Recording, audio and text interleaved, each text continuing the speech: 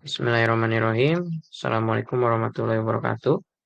Baik, di sini sebelum kita mulai kegiatan tutorial kita, alangkah baiknya bila kita berdoa menurut agama dan kepercayaan masing-masing. Mari kita berdoa.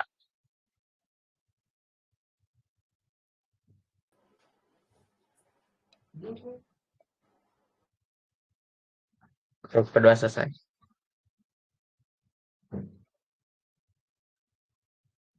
Oke. Baik, di sini kita akan membahas salah satu materi yaitu terkait kornea ulcer suppuratif. Boleh dijelaskan, Elsa? Oke, izin semuanya. Jadi kan kemarin tuh ada yang nanyain, kalau nggak salah Livi, apa sih yang klasifikasi cornea ulcers? Ada yang supuratif sama non supuratif. Itu kan ditanyain gimana. Terus kemarin belum kejawab. Jadi kornea ulcer supuratif itu kondisi terbentuknya nanah atau pus sebagai respon terhadap infeksi patogen. Jadi ada nanah atau pus di sekitaran mata ini. Lalu proses terbentuknya nanah tuh kenapa bisa ada nanah gitu? Yaitu karena infeksi patogen tuh akan melepaskan white blood cell atau sel darah putih di area infeksi, sehingga WBC ini akan terkumpul di area infeksi yang menyebabkan terbentuknya pus. Sedangkan non-supuratif itu adalah respon tubuh terhadap infeksi yang tidak melibatkan pembentukan pus. Bisa dilihat dari gambarnya, itu di matanya tuh, di sekitar mata ada kayak nanah-nanah gitu, itu yang warna kuning. Itu tuh pus. Itu berarti termasuk kornea ulcer supuratif.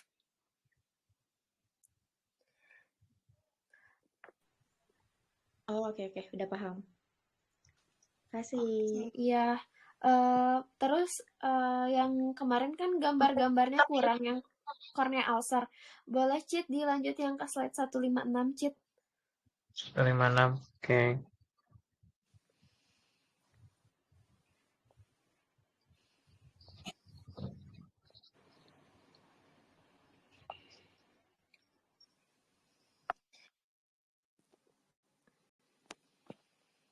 Nah, ini contoh gambar yang kemarin kornea ulcer disebabkan karena bakterial. Itu yang ada gambar A, B, C, D. Tuh kalau misalkan yang gambar A sama B tuh ada epithelial defect, lalu infiltratnya tuh melebar ke area yang lebih luas. Lalu ada circumcorneal injection, itu kelihatan ada kayak merah-merahnya di sekitar si korneanya. Lalu kalau gambar yang C itu ada stromal edem, lalu ada hipopion ini yang putih-putih. Lalu untuk yang gambar D ini ketika si ulcernya tuh kayak udah parah, jadi kayak terbentuk kayak descemetocele formation yang kayak gitu tuh, yang hitam-hitam di tengah kayak gitu. Itu yang ulcer udah parahnya, yang disebabkan karena bakterial keratitis. Itu biasanya disebabkan karena Pseudomonas, bakteri Pseudomonas. Lalu untuk yang slide 158, yang ini yang disebabkan karena fungi. Cornea ulcer itu yang untuk yang gambar A itu disebabkan karena jamur candida. Itu ada kuning keputihan, infiltrat, ada warna kuning putih di sekitar korneanya. Lalu untuk yang gambar B itu ada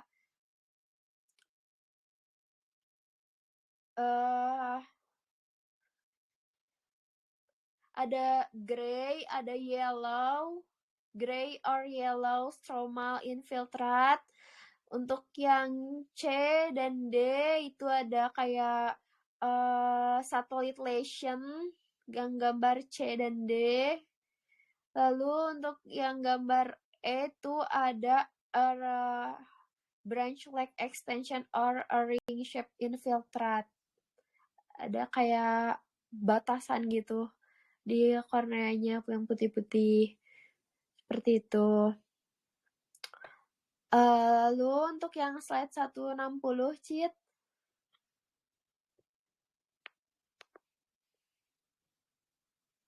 Bentar.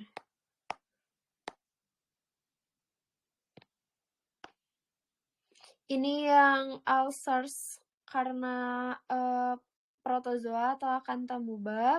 Itu yang gambar A tuh ada kista pada biopsi kornea tuh yang bulat-bulat. Lalu yang gambar B adanya keterlibatan epitel early, ada warna abu-abu gitu di sekitar korneanya. Lalu yang C itu infiltrat stroma anterior vokal, dan yang D ada peneuritis radial. Nah, untuk yang terakhir, yang di slide 162, ulcer disebabkan karena viral. Ini sih yang kayak lebih jelas banget karena viral. Tuh.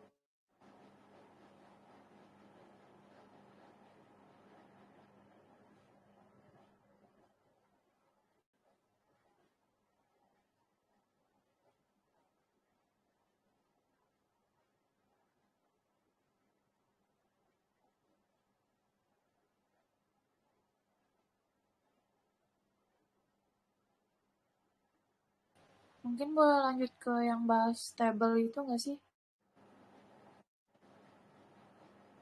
Itu tadi sebelumnya udah selesai. Bentar, Elsanya kayaknya keputus deh. Iya nggak sih? Salah nggak? Oh iya. Kayaknya keputus.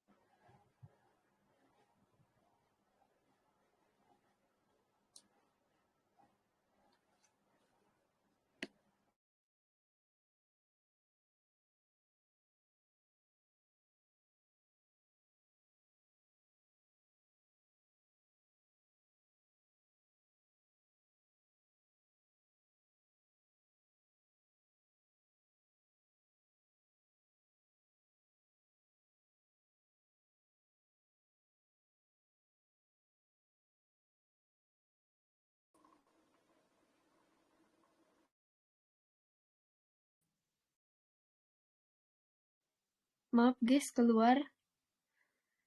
Kepental. Udah sih gitu aja. Kemarin nambahin yang kurang yang itu, yang supuratif sama gambar-gambar corneal ulcer infection. Oke. Berarti izin mastiin lagi, Iya, Cid. apa namanya? Buat yang viral itu berarti kelihatannya kalau dikasih pewarna atau gimana? Yang viral.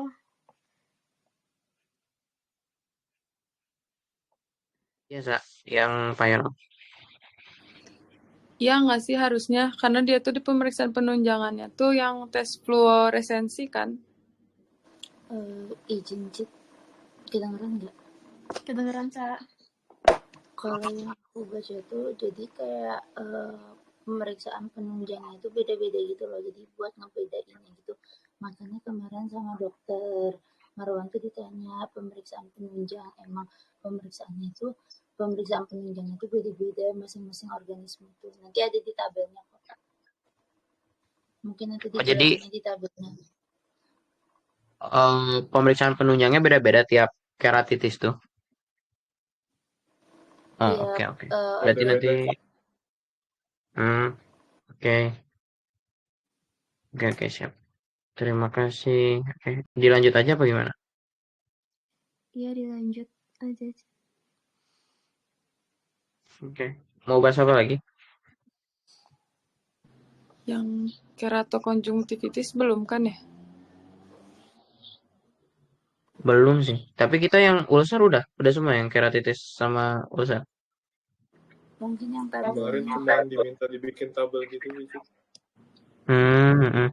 Ini mau kita bahas atau mungkin dibaca sendiri-sendiri atau gimana? Bebas. Buat Gimana? gimana naik? Mending kita lanjut ke LI yang belum aja. Yang ini kan dokter cuma minta. Mungkin dibahasnya nanti. Gimana? Tapi nggak tahu deh, bebas. Hmm, Tapi kemarin aku yang corneal ulcer yang non infeksius juga belum sama sekali. belum ya? Mm-mm. Berarti ke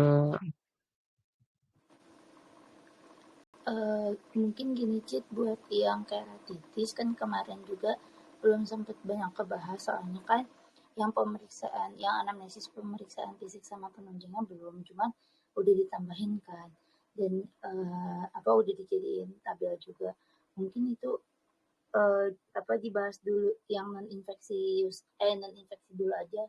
Soalnya itu kemarin kan udah sempat disinggung. Sementara yang non infeksi yang ulcer korneal sama sekali belum dibahas.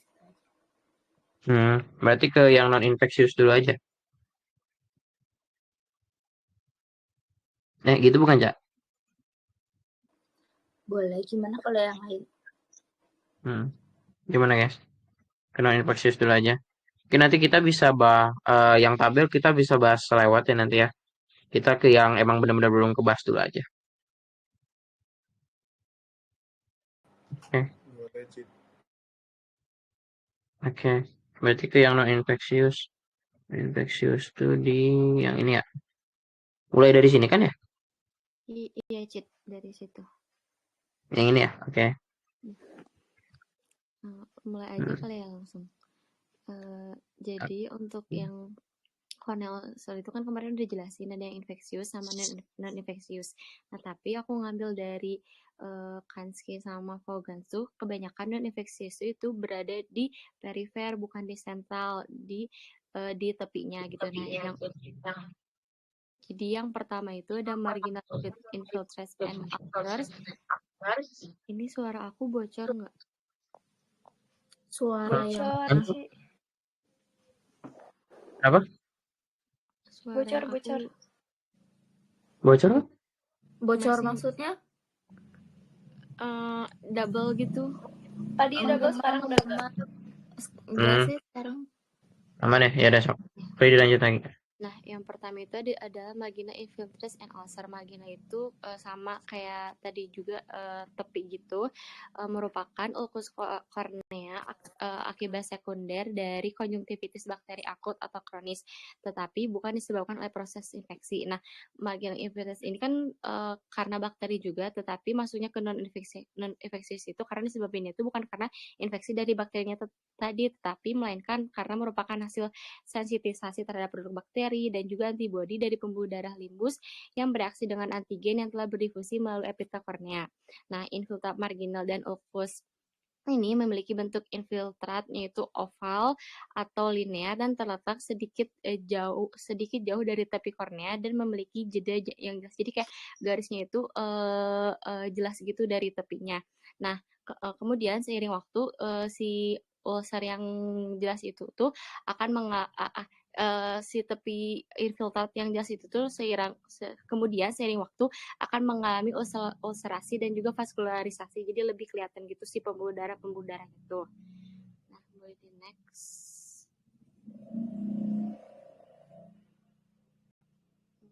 Boleh di next. Nah, ulkus kornea marginal ini kan tadi walaupun non infeksius tetapi disebabkan oleh bakteri biasanya itu Blephariconjunctivitis staphylococcus dan dan juga ada jarang konjungtivisnya itu Cockwicks atau bakteri Haemophilus aegyptius. Nah, penyakit ini bersifat self-limited dan biasanya itu berlangsung antara 7 sampai 10 hari. Namun penyakit yang berhubungan dengan bakteri Blephariconjunctivitis staphylococcus tadi itu biasanya dapat sering sembuh kembali. Meskipun biasanya kan 7 sampai 10 hari udah beres. Nah, treatment untuk blepharitis itu kalau dari Vaughan itu menggunakan shampoo scrub antimikroba yang biasanya itu dapat ampuh gitu. Yang kedua bisa menggunakan kortikosteroid topikal untuk kasus yang parah. Biasanya sediaan kortikosteroid topikal itu dapat mempersingkat masa pengobatan dan juga meringankan gejala yang sering kali parah. Namun pengobatan terhadap marginal infiltrates ulcus yang karena blephariconjunctivitis itu biasanya penting untuk mencegah kambuhan. Nah, sebelum mulai terapi kortikosteroid, harus hati-hati diberikan untuk membedakan penyakit ini dari keratitis herpes marginal, karena keratitis herpetik marginal ini biasanya hampir tanpa gejala karena anestesi kornea, sedangkan ulkus marginal yang ini itu merupakan tipe hipersensitivitas yang dapat terasa nyeri gitu. Boleh next.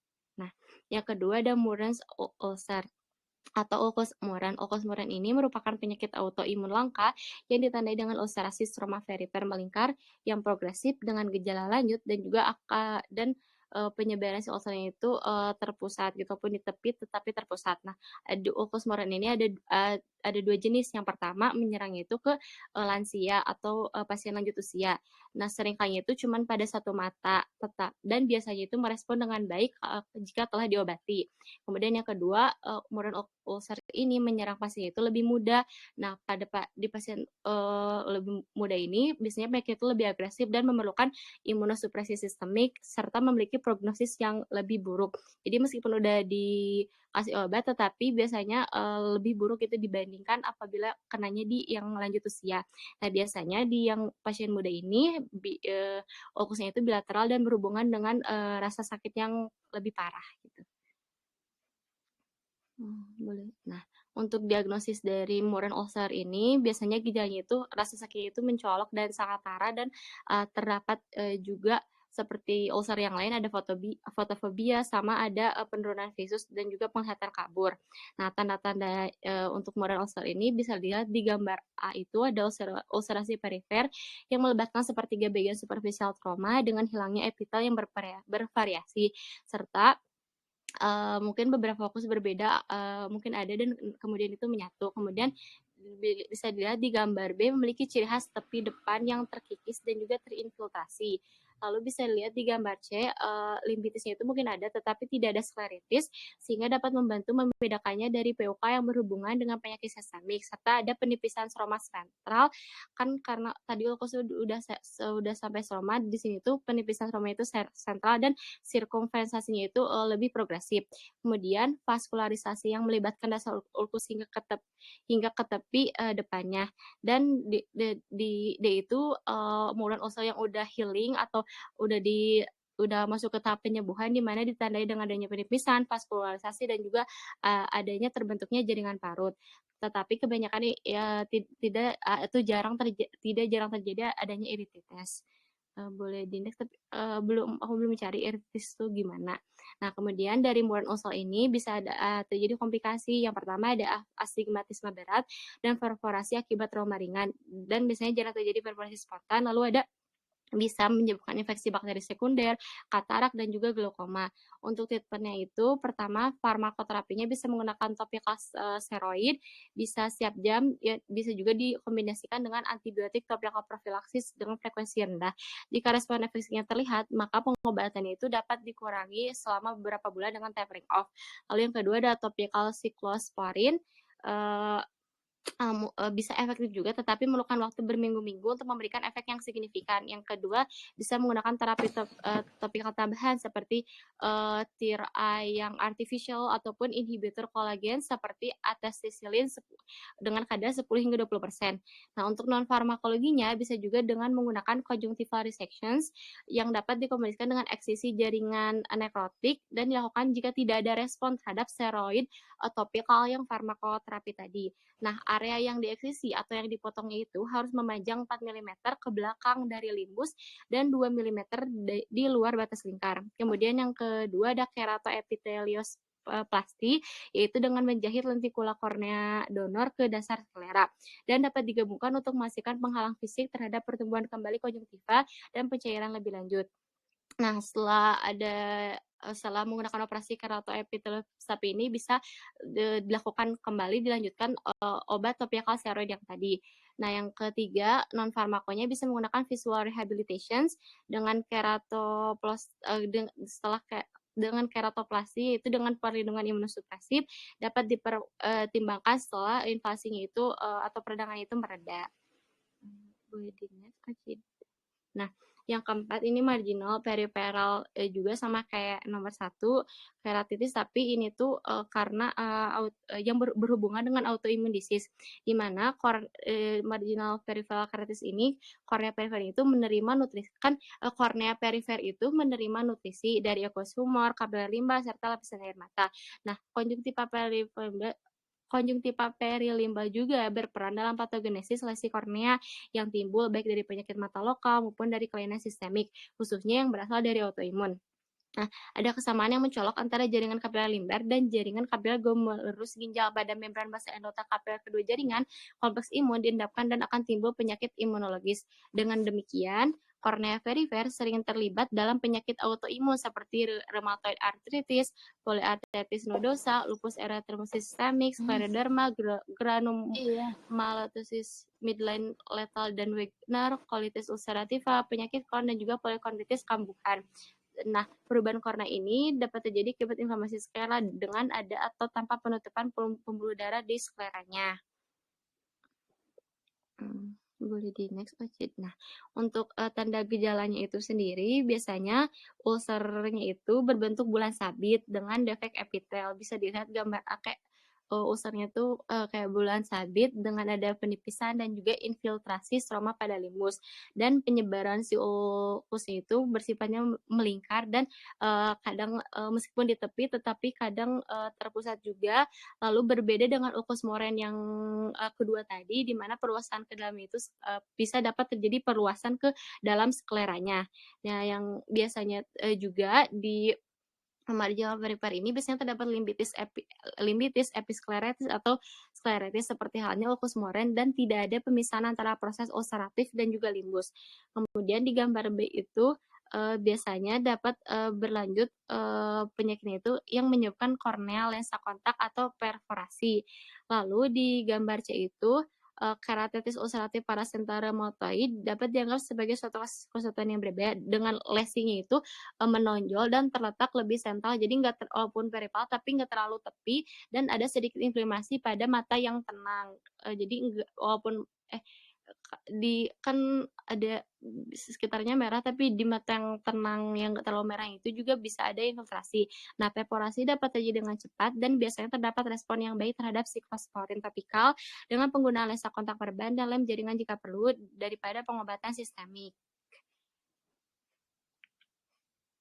Nah, untuk treatment dari yang marginal peripheral keratitis yang autoimun disease tadi itu, prinsip pengobatannya adalah dengan systemic immunosuppression yang bekerja sama dengan ahli reumatologi. Yang pertama bisa menggunakan systemic steroid, bisa melalui pemberian intravena, dan juga bisa dengan terapi imunosupresis dan juga biologic inhibitor untuk penata laksana untuk treatment yang jangka panjang.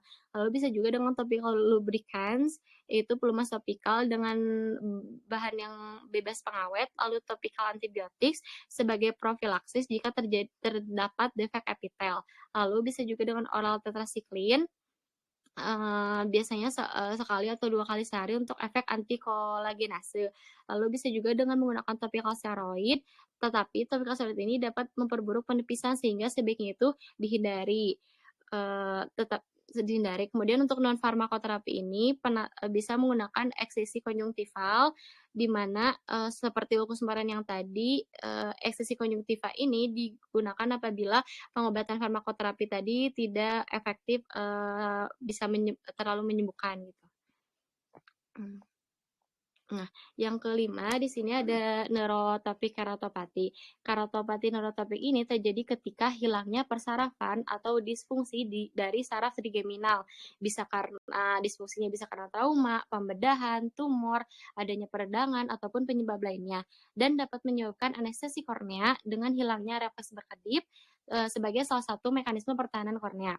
Nah, selain hilangnya stimulus sensorik pelindung karena di saraf trigeminal, dapat juga berkurangnya persarapan menyebabkan adanya edema intraseluler, pengelupasan kulit, hilangnya sel goblet, dan juga kerusakan epitel dengan ulcerasi yang persisten.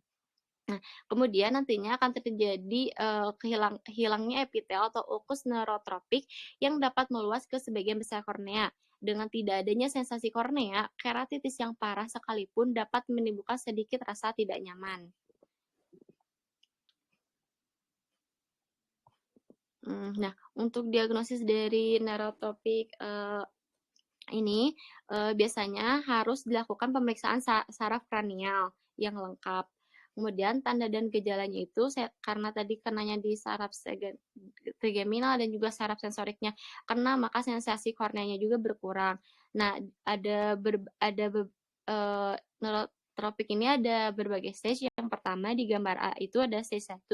Akan ada ketidakaturan dan juga perwarnaan epitel interpalpebralnya itu keruh, tapi keruhnya itu ringan, dan juga bakal ada edem, tetapi defek vokalnya itu kecil. Kemudian di gambar B ini ada stage 2 di mana defek epitel persisten itu yang tadi kecil itu kan lebih besar dan dengan tepi tergung itu lebih menebal. Selanjutnya di yang C itu akan mulai muncul, yang tadi menebal itu akan mulai muncul berlubang dengan edema stroma yang di dasarnya itu. Lalu stage 3 itu mulai akan ada pencairan dari stromanya, mulai karena ulkus, jadi mulai ke lapisan stromanya mulai ada pencairan seringkali nah dari pas udah pencairan stromanya itu mulai si mata itu ngerasa sedikit tidak nyaman. Nah di D ini itu bisa terjadi perforasi tetapi jarang terjadi dengan cepat dan biasanya terjadi pada saat ada infeksi sekunder. Nah, untuk treatmentnya, farmakoterapi dan non farmakoterapinya, pertama dengan discontinuations, yaitu dengan menghentikan obat-obatan yang berpotensi toksik jika memungkinkan. Yang kedua adalah topical lubricants atau pelumas topikal yang tidak diawetkan untuk mengatasi mata kering atau paparan kornea. Yang ketiga ada antikolagenase topikal, misalnya asetilsistein atau salab-terasiklin atau sistemik dan misalnya terasiklin. Yang keempat ada dengan perlindungan permukaan mata. Yang pertama dengan merekatkan kelopak mata secara sederhana, khususnya pada malam hari dapat memberikan perlindungan permukaan mata yang sederhana. Yang kedua ada tasororapi, itu sementara atau permanen sesuai dengan patologi yang mendasari dan potensi penglihatan. Yang ketiga lensa kontak silikon terapeutik dapat digunakan atau dapat dipasang asalkan matanya itu dipantau secara cermat terhadap adanya infeksi. Yang keempat bisa dengan penambalan selaput ketuban dengan tarsorapi sentral sementara, dan yang terakhir ada perforations atau perforasi. Jadi next. Nah, yang terakhir sebenarnya ada yang ini ada exposure keratopati. Exposure keratopati atau exposure keratis ini terjadi akibat penutupan kelopak mata yang tidak sempurna atau lagophthalmos. Di mana karena tadi kelopak matanya tidak tertutup sempurna, maka akan ada pengeringan kornea meskipun produksi air matanya itu normal. Nah, lagophthalmos ini mungkin hanya muncul saat kelopak mata berkedip ataupun tertutup perlahan dengan penutupan kelopak mata penuh paksa. Nah, penyebabnya antara lain bisa karena neuroparalitik, terutama kelumpuhan saraf wajah, lalu ada bisa karena penurunan tonus otot seperti pada Parkinsonisme, dan juga bisa disebabkan karena faktor mekanis seperti jaringan parut pada kelopak matanya, ataupun ada pengencangan kulit eksim pasca blefaroplasty treatment, dan juga proptosis yang menyebabkan penutupan kelopak matanya itu tidak sempurna. Nah, untuk diagnosisnya sendiri, karena tadi tidak sempurna mata tutupnya, maka yang pasti matanya itu akan kering. Lalu tanda-tandanya itu bisa adanya perubahan epitel belang-belang ringan yang melibatkan sepertiga inferior kornea, terutama pada lagophthalmos nocturnal. Lalu di gambar A akan mulai ada kerusakan epitel. Yang di gambar B mulai ke lapisan stroma, di mana akan ada pencairan stroma yang terkadang dapat menyebabkan perforasi. Lalu bisa terjadi juga perubahan fibrovaskular inferior dengan degenerasi Salzmann yang terjadi dapat seiring berjalannya waktu, dan C itu exposure keratitis yang udah menjadi infeksi sekunder. Boleh next. Nah, untuk treatmentnya itu yang exposure tadi itu perawatannya itu tergantung pada tingkat keparahan paparan dan apakah pemulihannya itu dapat diantisipasi. Apabila exposure-nya itu reversible atau dapat pulih kembali, maka bisa menggunakan air mata buatan atau tear artificial yang tidak diawetkan baik pada siang hari dan atau salah pada malam hari. Yang kedua, dengan menutup kelopak mata dengan selotip pada malam hari dapat menjadi alternatif dari pengganti salah kalau nggak ada. Yang ketiga, bisa menggunakan perban silikon hidrogel ataupun lensa kontak skleral. Yang keempat, dengan penata laksanaan proptosis, yaitu dengan dekompresi orbital jika diperlukan. Lalu ada tarsolapi sementara, yaitu di mana jahit tarsos atau polai pencakokan membran. Kemudian apabila exposure-nya itu permanen, tidak dapat pulih kembali, maka bisa dilakukan tarsolapi permanen dan juga penyisipan kelopak mata atas berbuat emas untuk mengatasi kelumpuhan saraf wajah. Dan terakhir adalah tarsolapi sentral permanen, yaitu dengan pencangkokan membran ataupun flap konjungtiva bila penglihatannya buruk atau visusnya itu makin menurun. Nah, untuk infeksius itu sebenarnya ada lagi satu yang vitamin E kalau nggak salah, tapi aku belum terlalu ngerti jadi belum dimasukin gitu. Yang vitamin E. Kalau dari apa yang Vaughan tuh ada itu. Tapi nggak terlalu jelas pembahasannya. Mungkin kayak gitu. Makasih banyak ya Pak Cia. Oke. Makasih juga. Berarti soal yang ini ada lagi yang mau dibahas?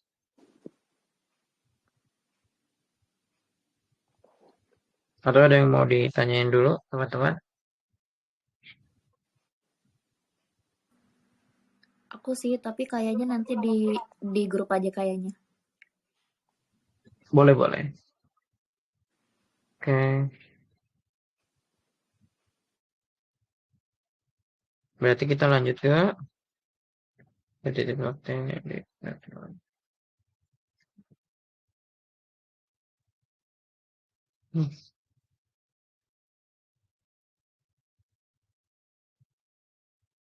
Sini dulu aja gimana? Keratokan konjungtivitis.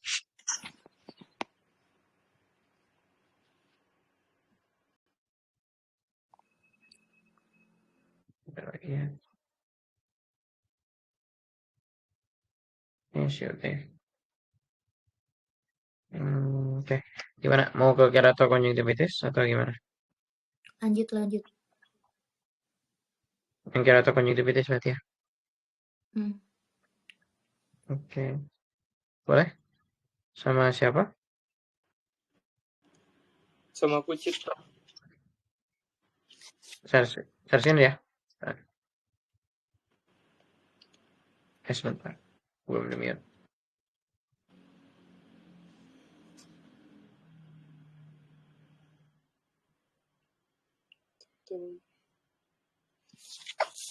Oke, izin teman-teman. Jadi di sini aku mau jelasin tentang yang keratokonjungtivitis. Next slide. Jadi untuk keratokonjungtivitis ini ada beberapa macam. Kalau di buku tuh ada yang atopik keratokonjungtivitis, ada epidemik, ada keratokonjungtivitis Zika, terus ada superior limbik, vernal, sama blefaro keratokonjungtivitis. Cuman kan kemarin dokternya bilang yang keratokonjungtivitis Zika aja. Tapi yang lain aku ada bikin juga, ntar dibaca sendiri aja. Next slide. Jadi untuk definisinya kalau dari Kansky, keratokonjungtivitis Zika itu mengacu pada mata manapun dengan tingkat kekeringan tertentu. Kalau dari Vaughan, dia bilang kekeringan pada mata dapat disebabkan oleh penyakit apapun yang berhubungan dengan defisiensi komponen lapisan air mata seperti air, musin, atau lipid, kelainan permukaan kelopak mata, atau kelainan epitel. Oleh karena itu, ada banyak penyebab sindrom mata kering. Sindrom mata kering itu keratokonjungtivitis Zika. Boleh lanjut. Untuk etiologinya di sini bisa dilihat, dia ada yang congenital, itu karena dari keturunannya gitu. Terus ada yang acquired, yang didapat, itu dibagi-bagi. Ada berdasarkan systemic disease, itu ada penyakit-penyakitnya bisa dibaca. Ada dari infeksi, itu infeksi dari mumps. Terus kalau bisa karena injury juga, karena ada bekas operasi dan lain-lain. Terus ada karena medikasi, itu karena pemakaian antihistamin dan lain-lain, itu bisa dilihat. Sama karena neurogenik. Terus ada karakteristik, dia kan tadi dibilang karena ada defisiensi musim. Itu apa aja kandungannya ini bisa dilihat kondisinya.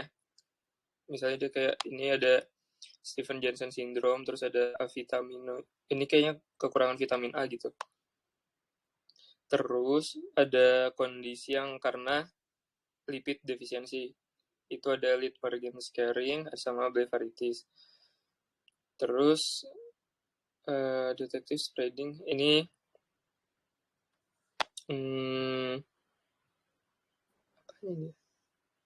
oh ini kayak sign-nya gitu.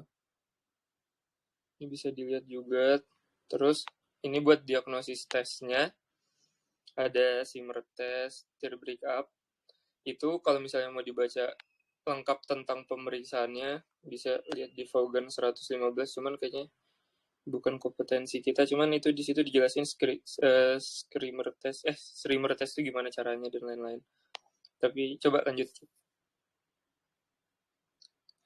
Ini pertama clinical finding-nya dulu. Jadi biasanya ditemuin gatal atau matanya berpasir, terus ada sekresi lendir yang berlebihan, tidak mampu mengeluarkan air mata, terus ada sensasi terbakar, fotosensitivitis, ada kemerahan, nyeri, sama sulit menggerakkan kelopak mata. Biasanya pada pemeriksaan kasar atau yang kasat mata itu matanya kelihatannya normal aja. Cuman kalau diperiksa dengan slit lamp yang cermat itu baru ditemuin kayak ada indikasi kekeringan yang kronis dan iritasi. Lanjut sih. Terus ada pemeriksaannya nih, yang utamanya ini aja nih kalau di buku ilmu penyakit. Yang penting sih ini katanya ada tes Simmer. Itu bila resapan air mata pada kertas Simmer kurang dari 10 mm dalam 5 menit, dia dianggap abnormal. Terus ada tes zat warna, Rose-Bengal konjungtiva. Pada pemeriksaan ini terlihat konjungtiva berwarna titik merah karena jaringan konjungtiva yang mati dia menyerap zat warna ini. Terus ada film break-up time, itu waktu antara kedip lengkap sampai timbulnya bercak kering sesudah mata dibuka minimal terjadi sesudah 15-20 detik, tidak pernah kurang dari 10 detik. Lanjut aja. Terus ini ada komplikasi dari penyakit ini. Pada awal perjalanan sindrom kering, penglihatan sedikit terganggu. Ketika kondisi yang memburuk, ketidaknyamanan bisa melumpuhkan, jadi bisa sampai dalam kasus lanjut, polusi kornea dan infeksi dapat terjadi. Infeksi bakteri sekunder kadang-kadang terjadi dan jaringan parut pada kornea serta vaskularisasi dapat menyebabkan penurunan penglihatan yang nyata. Perawatan diri dapat mencegah komplikasi ini. Lanjut. Ini untuk treatmentnya. Dia tergantung dari penyebabnya apa, karena tadi kan etiologinya ada banyak. Tapi untuk penanganan awalnya kayaknya enggak, kayak untuk treatmentnya dia dikasih air mata buatan. Kalau dia kekurangan air gitu kan kadang matanya kering, jadi dikasih air mata buatan gitu.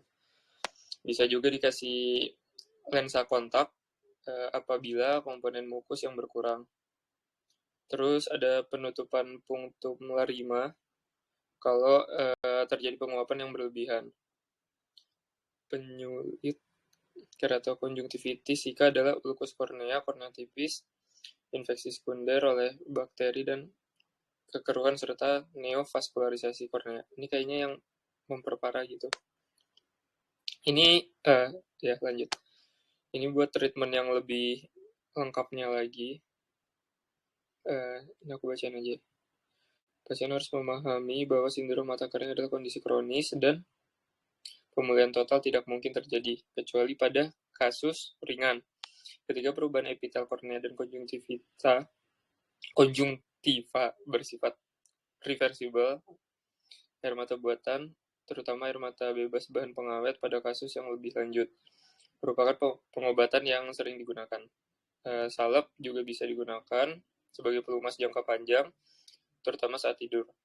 Kelegaan tambahan dapat dicapai dengan menggunakan pelembab udara, kacamata pengaman lembab, atau kacamata renang.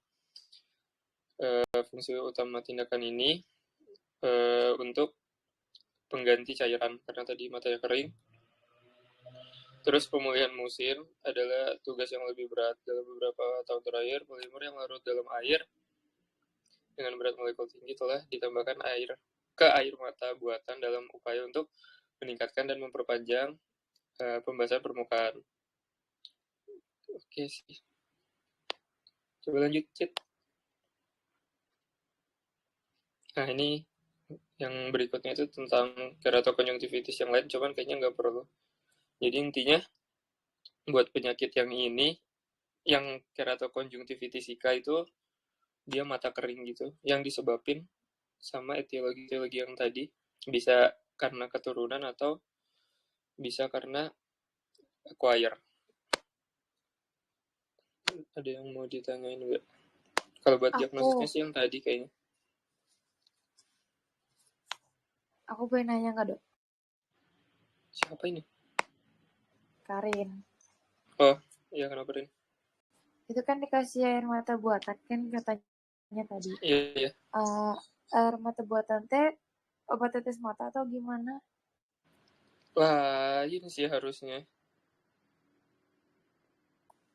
Harusnya, maksud harusnya tuh gimana? Bentar. Apa jangan-jangan salah translate? Enggak, itu virtual tear drop. Kalau bahasa Inggrisnya harusnya. Air mata buatan, memang dibuat air mata buatan gitu. Mau nanya, kalau yang keratokonjungtivitis Zika tuh maksudnya dia tuh kering matanya tuh gimana? Iya, jadi mata kering itu dibilangnya keratokonjungtivitis Zika, makanya kemarin pas dokternya bilang yang ini tuh aku bingung juga karena dia tuh lebih ke gejala gitu loh. Jadi ada beberapa penyakit yang sign-nya itu keratokonjungtivitis Zika. Ngerti nggak? Masih maksudnya? Tapi idenya tuh ada infeksi nggak? Apanya? Keratokonjungtivanya itu kan dia kornea sama apa sih? Konjungtiva kan? Itu tuh ada infeksinya sebelumnya terus dia jadi mata kering atau emang mata kering gitu? Ngerti nggak sih? Oh, iya. Karena ada infeksinya itu. Tapi bukan karena infeksi aja. Itu kan ada banyak. Baru biasa ada penyakit. Bisa karena penyakit juga tuh. Kayak ngobrol lagi. Coba baca. Jadi memang ada beberapa penyakit. Jadi ntar sign-nya itu sih keratokonjungtivitas Zika ini.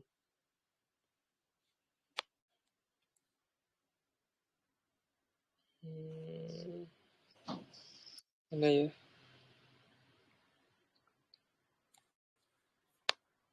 Baru kalau nggak salah yang paling sering itu enggak. Jadi ya itulah intinya.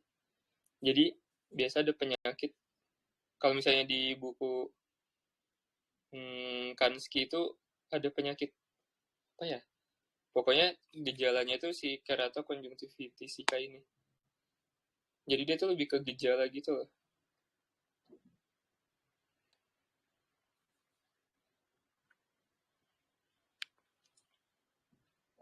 Dok, mau izin konfirmasi. Iya. Berarti maksudnya lebih ke gejala tuh si keratokonjungtivitis Zika tuh dia bukan suatu penyakit atau gimana? Iya. Jadi dia kayak apa ya contohnya? Ntar. Kayak kulit merah gitu. Kulit merah itu kan bukan penyakit. Kulit merah kan yang disebabinnya banyak. Cuman tetap ada mekanismenya, tetap ada etiologinya gitu. Sampai bikin si kulitnya ini merah gitu. Nah, ini juga kayak gitu. Keratokonjungtivitis Zika itu artinya mata kering. Mata keringnya karena apa? Ya karena karena etiologi tadi bisa karena infeksi terus bikin matanya jadi kering. Siap. Makasih, Dok. Ya, Tapi itu kalau di Soka bisa dijadiin dede gak, Dok? bisa sih kayaknya. Bisa. Kalau keluhan mata kering ada? Iya, kalau keluhannya matanya kering, baru apa sih tadi gejalanya?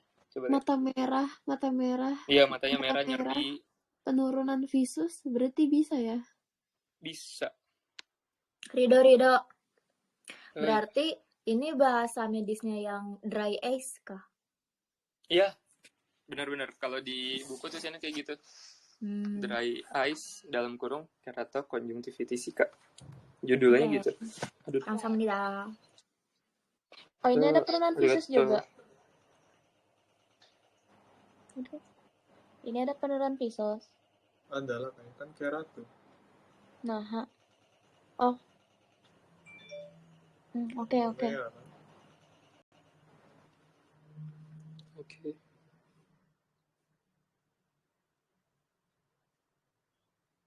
Ada lagi atau mau dilanjut?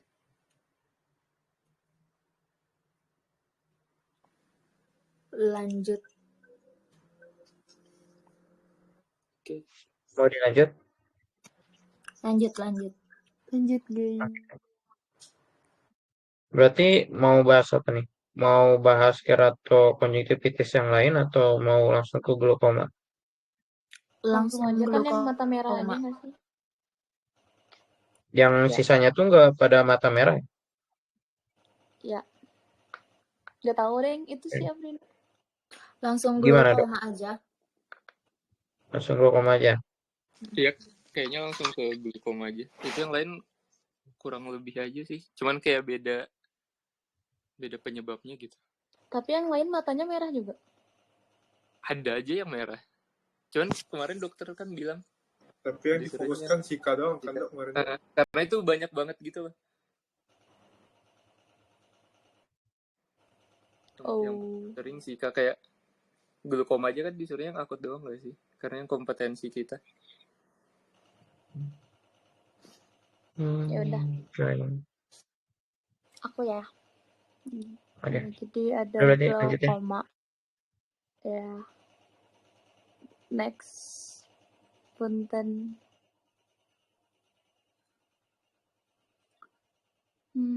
Nah sebelumnya intro dulu kan humor aqueous. Apa sih humor aqueous humor? Itu dihasilin dari epithelial ciliaris, pars plicata dari body of ciliary. Nah, HA ini tuh dia ada flow-nya. Nah, untuk flow-nya ini dia ada 3. Nah, itu dia mengalir dari posterior chamber ke anterior chamber melalui 3 rute. Nah, rute yang pertama itu ada yang trabecular outflow ini. Itu 90% humor aqueous itu tuh lewat sini. Nah, nanti ini tuh melalui ini ada gambar yang nomor yang jaraknya apa sih yang A ini. Lihat yang A ya. Nah, dia tuh dari trabeculum terus ke canalis clamp. Nah, nanti dia keluar ke vena episclera terus nanti keluar tuh yang A itu. Nah, terus ada yang drainase evoscleral. Ini 10% dia dari ciliary body dia ke subarachnoidal space, terus nanti dialirin ke vena body of ciliary, choroid, dan sclera. Nah, yang B ini. Terus yang terakhir itu C iris. Ada yang sebagian juga dia ngalir ke iris. Nah, hubungannya sama glaukoma ini, nanti tuh kalau di glaukoma tuh si drainase ini tuh dia tersumbat atau blocked. Nah, nanti jadi si cairan ini kan ketahan gitu. Nah, itu bisa nyebabin tekanan intraokular. Nah, nanti tuh bakal ngerusak optic nerve lah ceritanya. Nah, tekanan intraokular ini ditentuin sama keseimbangan antara laju produksi sama aliran keluar dari humor aqueous.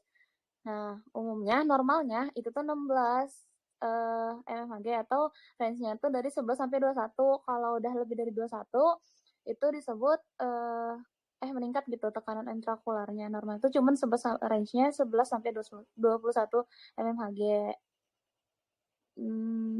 Next. Nah, jadi Goldman itu mencakup beberapa kelompok kelainan mata atau group eye disease yang memiliki kesamaan karakteristik. Nah, jadi si glaukoma ini tuh neuropati optik ditandai dengan adanya kerusakan cuping, ada cuping gitu. Jadi si yang memiliki kesamaan karakteristiknya tuh ini biasanya ada cuping di diskus opticus, terus bisa ada atau tanpa hilangnya lapang pandang. Dan biasanya karena ada peningkatan tekanan intraokular yang tadi karena si drainase humor aqueousnya dia keganggu atau tersumbat. Next. Nah, buat epidemiologinya biasanya nih menyerang 2-3 orang, orang yang berusia di atas 40 tahun dan 50% mungkin tidak terdiagnosis. Biasanya glaukoma ini tuh nggak kediagnosis awalnya karena dia biasanya nggak kerasa apa-apa, tahu-tahu udah parah baru kediagnosis gitu. Nah, si glaukoma itu ada yang primary open angle, itu tuh jadi si sudutnya terbuka. Itu paling umum terjadi pada individu yang berkulit putih, Hispanic Latin, dan berkulit hitam. Dan primary closure angle itu separuh kasus prevalensinya pada individu keturunan Asia. Dan diketahui paling umum terjadi pada individu ras yang Kaukasia. Nah, yang tadi patgen sama patis glaukoma itu ada yang direct mechanical sama yang ischemic damage. Yang pertama tuh tadi yang karena tekanan intraokularnya tinggi, buat yang direct itu nanti bakal nanti ngerusak si serabut saraf retina. Nanti ada terjadi proliferasi dan perubahan sel atrosit dan sel glial dan perubahan matriks dari lamina kribosa. Nanti dia ada remodeling optic nerve, terus akhirnya intinya mah dia langsung ngerusak ke head of optic nerve. Jadinya nanti ada kematian sel sama nanti akhirnya penglihatannya keganggu. Kalau yang ischemic damage itu karena sama tekanan intraokular, dia bisa kompresi ke pembuluh darah yang mensuplai head of optic nerve. Nah, jadinya nanti kan optic nerve tuh buat penglihatan kan. Nah, jadinya karena rusak keganggu deh. Tuh. Awalnya karena IOP ini. IOP itu apa? Intraocular pressure. Dah. Ada yang mau nanya dulu? Nggak ada. Nah, lanjut terus di sini ke klasifikasi glaukoma. Klasifikasi glaukoma tuh ada yang menurut etiologi sama yang berdasarkan mekanisme kenaikan tekanan intraokular. Ada yang primer, yang open angle glaukoma sama yang closure open angle glaukoma. Apa sih closure angle itu harusnya tipe-tipe. Nah, terus banyak ada glaukoma kongenital, sekunder, absolut. Kalau yang sekunder tuh dia dari penyakit biasanya kayak katara kayak gitu tuh bisa jadi glaukoma lama-lama gitu. Kalau sekunder tuh biasanya dari penyakit. Terus kalau absolut ini dari yang glaukoma yang tidak terkontrol, jadinya matanya keras, tidak melihat dan sering terasa nyeri. Berdasarkan mekanisme kenaikan tekanan intraokular ada yang open angle glaukoma sama yang closure angle glaukoma. Nah, buat yang mata merah ini sama penurunan visus tuh ada di yang closure angle glaukoma ya, yang sepemahaman aku. Jadi langsung ke yang closure angle kah?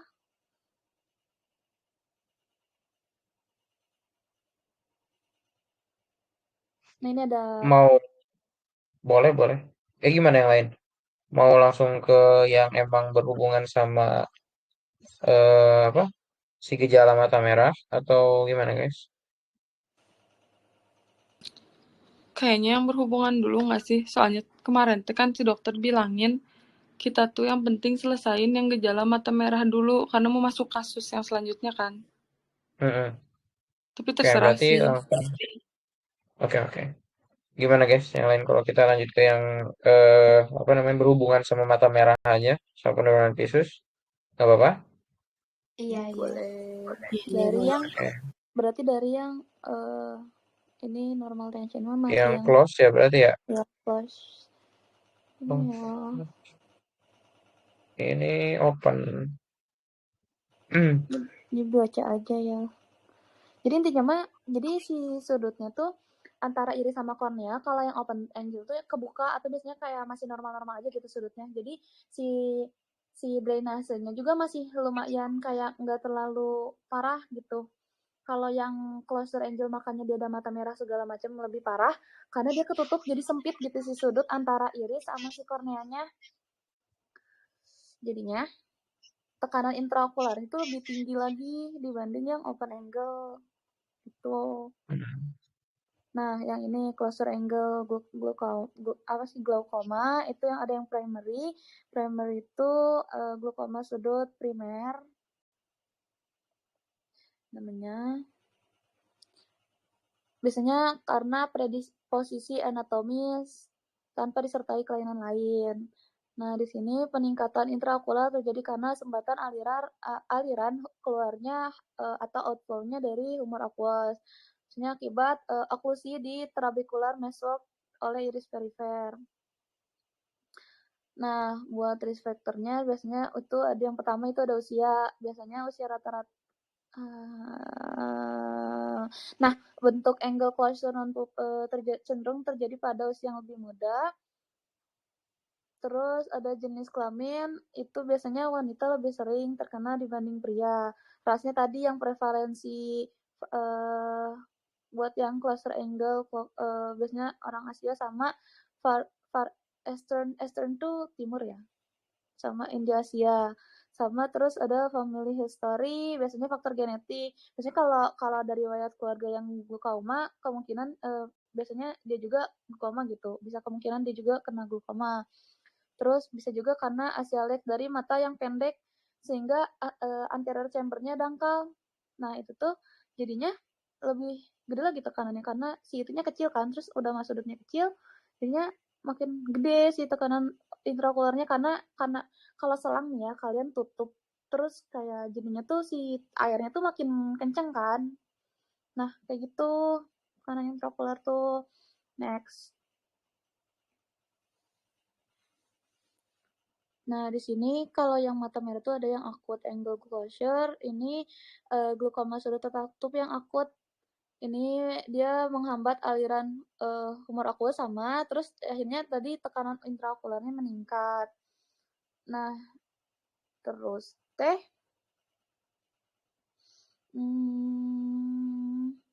nanti di sini biasanya ada nyeri mata hebat tuh, ada kemerahan. Kalau yang closure angle tuh biasanya ada kemerahan, kalau yang itu mah enggak.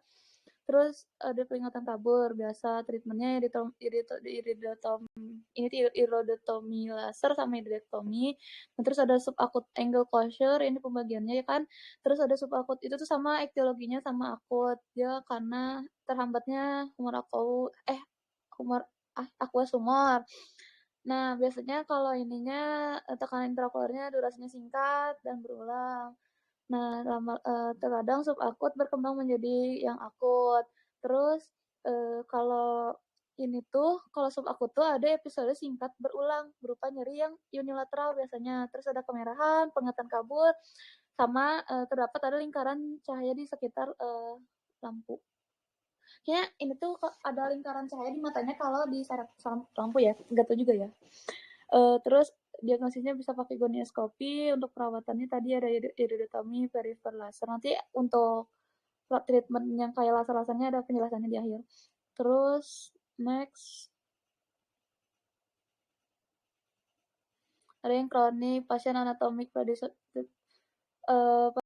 anatomik predisposisi itu tidak mengalami tiak akut, namun anterior perifernya semakin luas sehingga peningkatan tekanan intraokularnya bertahap. Jadi dia nggak langsung akut kayak tadi yang langsung terjadi gitu. Pasiennya biasanya sama dengan glaukoma sudut terbuka primer, seringkali itu ada kehilangan lapang pandang yang luas pada kedua mata, kadang-kadang mengalami serangan penutupan closure angle subakut. Jadi yang kronik itu gejalanya hampir sama kayak yang glaukoma sudut primer yang terbuka, tapi di sini kadang dia mengalami serangan yang kayak sama tadi yang subakut gitu. Buat treatmentnya itu ada iridotomi perifer dengan laser. Udah. Itu dong yang angle closure. Nah, ini stop. Back lagi punten.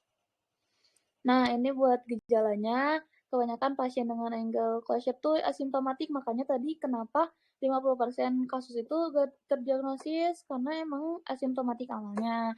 Dia tidak menunjukkan gejala dan peningkatan tekanan intraokularnya bersifat kronis. Lalu gejala yang muncul tuh dapat berupa gejala ringan, cuman kayak blurring atau berupa kabur penglihatannya, atau ada lingkaran cahaya atau halus disebutnya karena edema epitel kornea. Di sini tapi kalau yang aku tuh ada penurunan tajam penglihatan, terus ada kemerahan, terus ada nyeri pada mata, dan biasanya ada sakit kepala sama ada sakit perut. Terus sama ada gejala-gejala GI lainnya. Nah, di sini buat terus itu tuh biasanya ada karena ada faktor pencetusnya, biasanya karena menonton televisi di ruangan gelap, mediasis farmakologis atau jarang miosis, atau adanya penggunaan semipron misalnya membaca, terus ada stres emosional akut dan pengobatan. Biasanya pengobatan sistemik kayak apa sih? Antagonis parasimpatis buat simpatis sama parasimpatis, terus obat mabuk perjalanan, obat pilek flu itu ada efek mediatik, itu bisa jadi pencetus adanya closure angle glaucoma. Nah, buat treatmentnya, ini ada pasien mengambil posisi terlentang untuk mendorong lensa bergeser ke belakang karena pengaruh gravitasi, karena tadi dia terlalu menekan kan. Terus ini ada acetaldehyde diberikan secara IV jika tekanan intraokularnya lebih dari 50 mmHg. Kurang dari, kalau lebih dari gimana sih? Kalau lebih dari IV, kalau kurang dari oral. Terus dosis tunggal masing-masing ada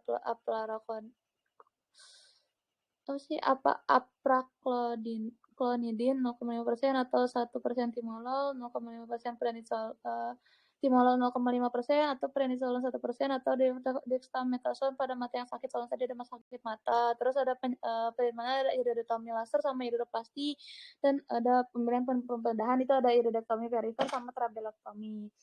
Buat penjelasan treatmentnya next slide.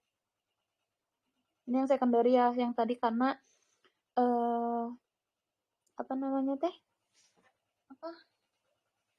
karena penyakit. Terus buat examination glaucoma ini yang pertama ada tonometri, ini tuh untuk mengukur tekanan intraokular. Ada yang aplanasi sama yang ada yang indentasi.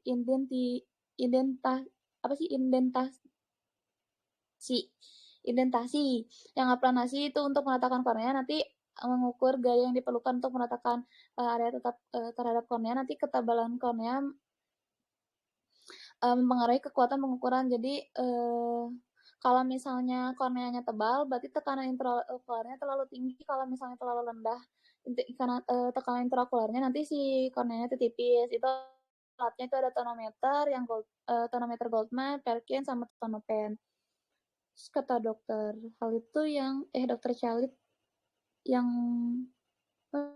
belum yang kita tuh harus bisa yang tonometer deh kalau nggak salah, atau ada yang lupa. Tonometer yang buat ngukur IOP kan? Iya, kalau yang kalau tonopen kayak gitu-gitu tuh biasanya buat yang residen. Kalau kita tuh biasanya pakai yang tonometer. Nah, terus ada yang identasi itu dengan SIOS. Dia buat mengukur lekukan kornea yang disebabkan oleh beban yang diketahui. Jadi sama dia juga buat, jadi bisa keukur gitu tekanan intraokularnya pakai tonometri ini. Terus next, diagnosisnya juga bisa pakai gonioscopy, ini buat pemeriksaan sudut. Jadi kan ada sudut glaucoma tuh ada yang sudut terbuka sama sudut tertutup. Tadi yang sudut tertutup yang ada mata kemerahan, yang terbuka yang biasa aja gitu. Nah, ini tuh bisa dilakuin di diagnosis pakai gonioscopy. Di sini bisa untuk identifikasi sudut abnormal sama menentukan lebarnya sudut. Jadi bisa kelihatan gitu, dia sudutnya terbuka atau tertutup gitu. Next. Nah, buat treatment tadi ada trabeculoplasty laser, itu tuh nanti lasernya buat ke trabecular meshwork. Jadi kan trabecular meshwork tuh buat outflow-nya dari humor aqueous, terus nantinya dia di laser di situnya, di trabecular mesoknya, jadi nanti si alirannya lancar lagi. Jadi nanti dia bakal menurunkan TO. Terus ini trabeculoplasty itu ada yang laser selektif, ada yang laser argon. Terus ada iridotomi laser. Nah, ini tuh biasanya buat yang pengobatan angle closure glaucoma yang primary. Tuh itunya tuh jadi dibolongin gitu deh, setahu aku yang iridotomi itu. Jadi si outflow-nya lancar. Kan tadi ada blok drainase. Next. Lanjut di sini ada iridoplasti laser. Ini untuk memperlebar sudut anterior chamber. Jadinya kontraksi iris perifer menjauhi sudut. Jadinya berkuranglah tekanan intraokular. Terus ada trabekulektomi. Ini operasi filtrasi glaukoma untuk menurunkan TO dengan membuat fistula. Tuh jadi dibuka gitu. Kelihatan nggak? Kelihatan ya? Dilindungi oleh penutup sklera untuk memungkinkan. Jadi ya intinya mah jadi si humor aqueous outflow-nya itu jadi lancar lagi karena tadi glaukoma tuh karena adanya blockade drainase gitu. Ada yang ditanyakan?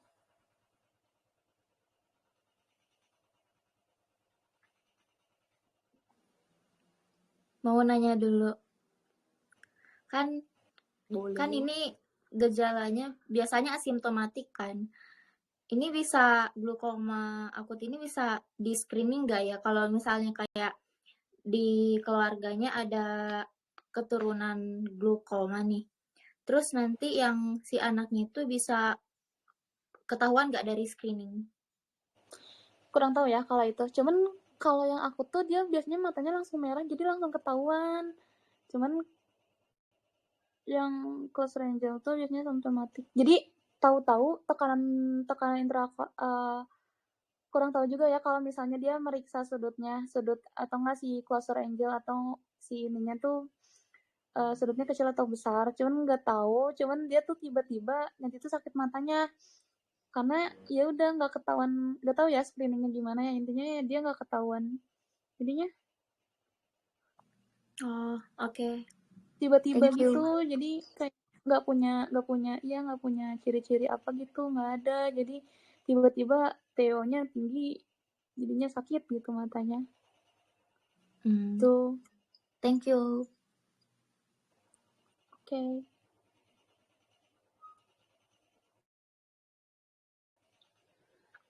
Sudah. Tuh baca tuh banyak banget glaukoma, tapi yang mata merah tuh yang open angel. Yang closure angel. Udah. Lanjut siapa lagi? Oke, siap. Kasih naik. Kita mau bahas uveitis ya. Kemarin tuh kalau nggak salah dokter mintanya uveitis tuh nice to know ya. Iya. Katanya soalnya dia itu SKDI-nya kalau nggak salah cuma 2 ya. Uveitis tuh 2.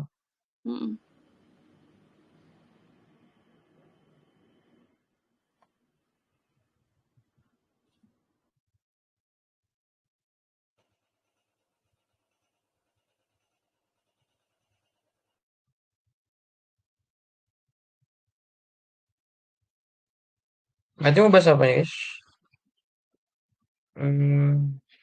Udah. Berarti uveitis mah dibaca aja kali ya. Iya, kata dokter juga dibaca aja, soalnya itu nice to know. Mungkin kalau yang uveitis tambah aja ini buat catatan. Jadi kan dia itu kan klasifikasinya tuh ada banyak. Suaraku mental ya? Aman kok. Oh. Jadi kan Oke. Menggema suaranya. Ya menggema ya? Coba mungkin dari aku kali aku mau aku mute dulu coba bentar. Masih mental gak suaranya? Udah enggak ya? Oke, Jadi Ci. Muren mau nambahin catatan aja. Kalau uveitis itu kan klasifikasinya tuh banyak ya. Dia tuh ada yang secara anatomis, kayak misalkan yang anterior, intermediate, posterior, gitu-gitu. Terus ada juga yang berdasarkan etiologi. Kalau yang berdasarkan etiologi itu dia ada 3. Ada yang infeksius, non-infeksius, sama masquerade. Kalau masquerade itu dia yang neoplastik sama non-neoplastik. Terus sama ada yang klasifikasi berdasarkan waktu. Jadi kayak onsetnya, terus durasinya, sama perjalanan klinisnya. Cuman ya secara umum tuh dari epidemiologinya tuh kebanyakan kalau uveitis tuh yang anterior. Jadi mungkin kalau misalkan kalian mau nambahin baca-baca, boleh difokusin ke yang uveitis anterior aja karena dia yang paling sering ada. Apalagi yang akut. Dia itu biasanya disebutnya AAU, uveitis anterior akut. Ya, udah gitu aja sih tambahannya. Punten, Cece, aku mau mastiin. Kan tadi kalau berdasarkan etiologi ya, yang infeksius dan infeksius itu. Kan ada yang masquerade ya. Jadi dia tuh karena tumor gitu, contohnya. Kalau yang masquerade itu iya, Ganas jadi gitu. makanya dia tuh namanya tuh ada yang neoplastik sama yang non-neoplastik.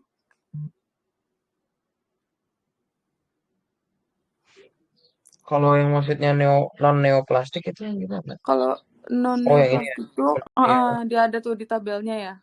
no, Contohnya tuh kayak apa? Juvenile xanthogranuloma. Cuman kurang tahu sih itu kayak gimana gitu penjelasannya. Soalnya ini juga SKDI-nya tuh dia tuh 2 kalau nggak salah. Aku juga Oke. masih kurang paham sih. Oke. Makasih, Cak. Ya, sama-sama.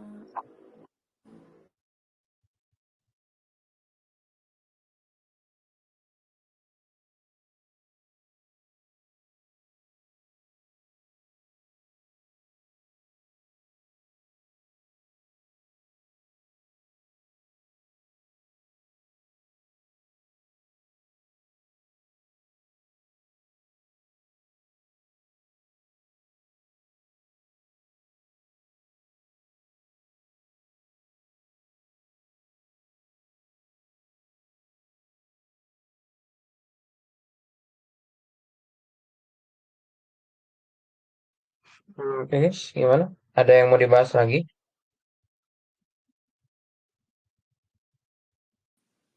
Cukup sih kalau aku. Udah ya. Oke. Jam berapa sekarang? Kita lihat dulu.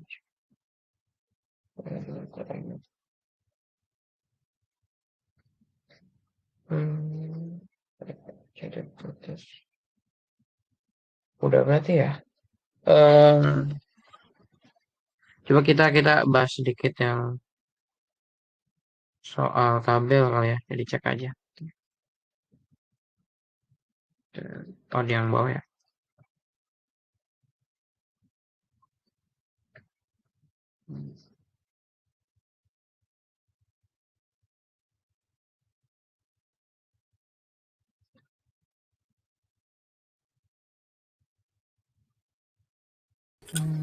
Buat yang tabel ini, itu tuh yang penjelasan di catatan pembicara itu tuh buat yang pemeriksaan penunjang, terus yang pemeriksaan fisiknya juga.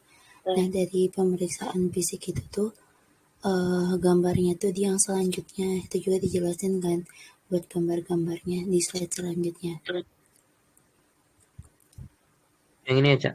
Iya, yang itu. Nah, kalau yang pemeriksaan penunjang itu aku simpen di tabelnya tuh poin-poinnya aja kan, tapi penjelasannya juga udah dimasukin di catatan pembicaranya. Kayak gram staining itu gimana, kulturnya, apanya yang dikultur gitu.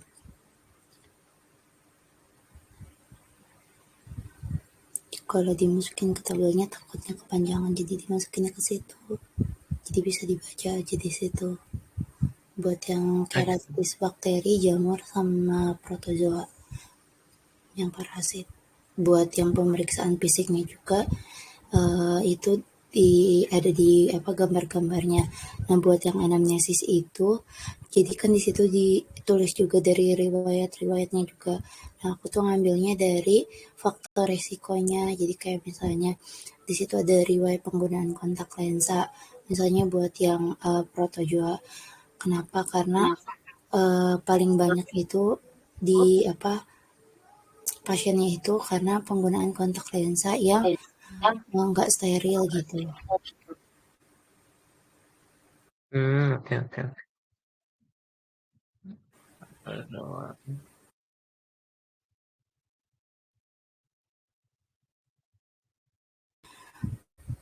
Kalau buat dari klasifikasi dari kayak bakteri apa aja, bakterinya masih sama kok sama yang kemarin. Yang penjelasan yang di atas kayak bakterinya apa aja, terus yang jamurnya apa aja, gitu. Masih sama-sama yang di atas. Oke. Paling ini apa namanya? Kalau yang gold standar dari masing-masing pemeriksaan penunjang ini ngebedain antara mungkin kalau di jamur bagusnya buat buat pemeriksaan penunjangnya pakai anu gitu. Itu ada ininya nggak Cak? Kayak spesifikasinya gitu. Belum aku cari sih kalau buat yang lebih menonjolnya, cuman baru aku carinya dari pemeriksaan penunjangnya apa aja. Mungkin nanti ditambahin dari gold standar sama patognomoniknya. Kayak nanti aku coba ini juga deh. Aku coba cek juga ya Cak. Aku juga mau baca-baca dulu deh. Oke.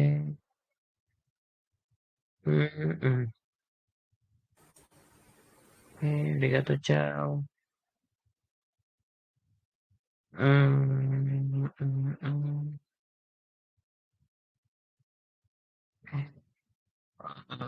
Oke, kalau gitu ada yang bertanya nggak guys?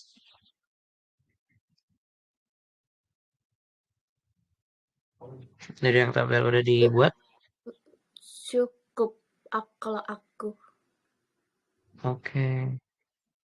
Ya berarti nggak ada lagi ya? Udah ya? Jadi paling nanti sisanya kita baca-baca aja dulu. Oke. Oke.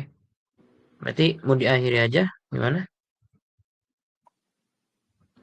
Iya, Cid, boleh tutup aja. Iya, kata si Darren. Astaga. Ciao. Oke mas. Ciao. Selanjutnya. Oke. Berarti nanti dibaca-baca lagi aja yang tadi apa namanya? Jenis-jenis dari yang mungkin konjungtivitis, glaukoma ya. Walaupun emang belum berhubungan atau nggak berhubungan sama si mata merah visus menurun ya, kita coba baca dulu aja. Dan siapa tahu gitu kan. Nambah-nambah ilmu juga guys. Oke, siap. Oke. Nggak ada lagi yang mau ditanyain atau apa lagi yang mau dijelaskan, dipaparkan? Aman, Cid, udah Cid. Oke, baiklah. Oke, kalau gitu ya udah tuh. Mumpung udah malam juga ya. Kita akhiri aja sebelum baik. Alhamdulillah untuk kegiatan tutorial kita pada hari ini telah selesai ya. Nah, sebelum kita menutupnya, alangkah baiknya bila kita berdoa minta gambaran kepercayaan masing-masing. Untuk yang muslim, mari kita membacakan keparatul majelis. Subhanaka Allahumma wa bihamdika asyhadu an la ilaha illa anta astaghfiruka wa atubu ilaik. Amin. Ya, makasih banyak ya guys ya. Selamat beristirahat. Nanti ini videonya aku paling masukin YouTube dulu, baru nanti aku kirim ke dokter. Nih. Makasih Rosi. Yo, makasih ya guys ya. Arigato ya, selamat istirahat guys. Kalau ada apa-apa mah baik. Kalau ada apa-apa mah langsung ke grup aja guys ya. Atau Ya, apa Prabowo gitu. menang 1-0. Awi. Oke. Nanti dulu guys. Oke lah. Ya, terima kasih ya guys ya. Duluan ya Yaudah. guys. Kamsahamnida. Ayo, arigato. Assalamualaikum. Kasih Cid. Ya.